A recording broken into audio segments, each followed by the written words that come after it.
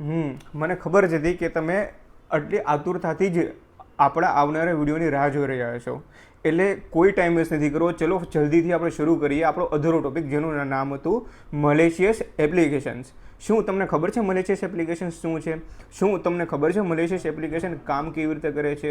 શું તમને ખબર છે મલેશિયસ એપ્લિકેશન તમારા ડેટા સાથે અને તમારી સાથે કેવી રીતે નુકસાન પહોંચાડી શકે છે? શું તમને ખબર છે કે મલેશિયસ એપ્લિકેશન્સથી બચવા માટેનો રસ્તા કયા કયા છે? તો ચાલો આપણે જાણીએ છીએ તેના વિશે. સૌથી પહેલાં તો મલેશિયસ એપ્લિકેશન્સ છે શું? મલેશિયસ એપ્લિકેશન્સ એ વસ્તુ છે જેનાથી તમે તમારા ડેટા અથવા તો કોઈ બી વસ્તુની પરમિશન આપીને એ સામેવાળાને અલાઉ કરી દો છો તમારી વસ્તુને યુઝ કરવા માટે. ઓકે, હવે આના કારણે કઈ કઈ વસ્તુ આપણામાં થાય છે? ખાસ કરીને સૌથી પહેલાં તો ફાઇનાન્શિયલ લોસ થવાની સંભાવના રહે છે. સેકન્ડ, ડેટા થેફ્ટ એટલે કે ડેટા ચોરી થવાની સૌથી વધારે સંભાવનામાં રહે છે. તેનાથી વધારે સૌથી વધારે ઇમ્પેક્ટ એ પડે છે કે અમારી રેપ્યુટેશન, જે માર્કેટમાં સૌથી વધારે આપણા માટે જરૂરી વસ્તુ છે. કારણ કે આટલા વર્ષોથી આપણે જે માર્કેટમાં આપણી જે ઇમ્પ્રેશન ઊભી કરેલી છે એ આપણા ગેરસમજના કારણે અથવા તો આપણી પાસે નોલેજ નથી એના કારણે જો એ રેપ્યુટેશન ખરાબ થાય છે ને તો એમાં હંમેશા આપણો જ વાંક હોય છે. તેની પછી આવે છે પ્રાઇવસી ઇસ્યુ. પ્રાઇવસી ઇસ્યુ સાથે સાથે સૌથી મોટો મેઇન ઇસ્યુ આવે છે જે આપણે ડિવાઇસ છે એને ડેમેજ પહોંચાડવું. હવે જે વસ્તુ થાય છે બરાબર, એની પાછળ તમારે કંઈ કાળજી રાખવાની જરૂર છે. ખાસ કરીને તમે જે કંઈ એપ્લિકેશન ડાઉનલોડ કરો છો એ એપ્લિકેશન તમારે ઓફિશિયલ સાઇટ્સમાંથી જ ડાઉનલોડ કરવાની છે. જેમ કે એન્ડ્રોઈડમાં પ્લે સ્ટોર અને iOSમાં એપ સ્ટોર, આ ઓફિશિયલ સાઇટ્સ છે. ખાસ કરીને તમે એ કાળજી રાખો કે કોઈ થર્ડ પાર્ટી ટૂલનો યુઝ ન કરો. જેમ કે તમે કોઈ બ્રાઉઝરમાંથી મેન્યુઅલ તમે કોઈ સોફ્ટવેરને ડાઉનલોડ ન કરો. એવા બધા સોફ્ટવેરમાં સૌથી વધારે ચાન્સીસ હોય છે કે જે મલેશિયસ સોફ્ટવેર હોય છે. પછી બીજી વસ્તુ તમારે ધ્યાન રાખવાની વસ્તુ કઈ છે તો કે પરમિશન્સ. તમે એકવાર ડાઉનલોડ તો કરી લીધી એપ્લિકેશન, પણ એપ્લિકેશન કર્યા પછી તમે એને કઈ પરમિશન આપો છો? શું તમે તેની સામે જોવો છો? જો હા, તો તેનીમાં કાળજી રાખવાની જરૂર છે. કારણ કે કોઈ બી એપ્લિકેશનને બિનજરૂરી પરમિશન આપવાની જરૂર નથી. જો બિનજરૂરી પરમિશન એ લોકો કમ્પલસરી માગે છે તો એ એપ્લિકેશનને યુઝ કરવાનો જરૂર નથી. કારણ કે ત્યાં આગળ તમે ખાતરી થઈ જજો કે એ મલેશિયસ એપ્લિકેશન જ છે, નોર્મલ એપ્લિકેશન નથી.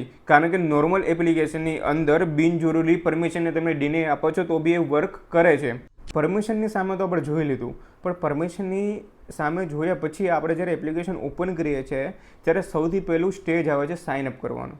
હવે સાઇન અપ કરતી વખતે ત્યાં આગળ ઘણી બધી બાબતો ધ્યાનમાં રાખવા જેવી છે. જેમ કે તમારા પાસવર્ડ અને તમારી ઇન્ફોર્મેશન. તમને જ્યાં સુધી તમે એપ્લિકેશન પર શ્યોર નથી ત્યાં સુધી એ એપ્લિકેશનને તમારો ઓરિજિનલ ડેટા આપવાની કોઈ જરૂર નથી. અને જો તમે તમારી એપ્લિકેશન પ્રત્યે શ્યોર છો એ પછી બી તમે ઓરિજિનલ ડેટા આપો છો ત્યારે બી તમારો પાસવર્ડ તમારા ઇન્ફોર્મેશન સાથે મેચ ના થવો જોઈએ. પાસવર્ડની પ્રોટેક્શન એ તમને બધાને આઈડિયા છે કે કેવી રીતના છે, કે કેપિટલમાં હોવું જોઈએ, સ્મોલમાં હોવું જોઈએ કેરેક્ટર, પછી એમાં કોઈ બી સ્પેશિયલ કેરેક્ટર્સ હોવો જોઈએ, નંબર્સ હોવો જોઈએ. એવી રીતે મિનિમમ 8 કેરેક્ટર અને મેક્સિમમ તમે 16 કેરેક્ટર સુધી અત્યારે આજના સમયે તમે પાસવર્ડ રાખી શકો છો. પાસવર્ડ રાખ્યા પછી બી તમે 100% સિક્યોર નથી. તેના પછી બી તમારે 2 ફેક્ટર ઓથેન્ટિકેશન શરૂ કરવું પડે છે.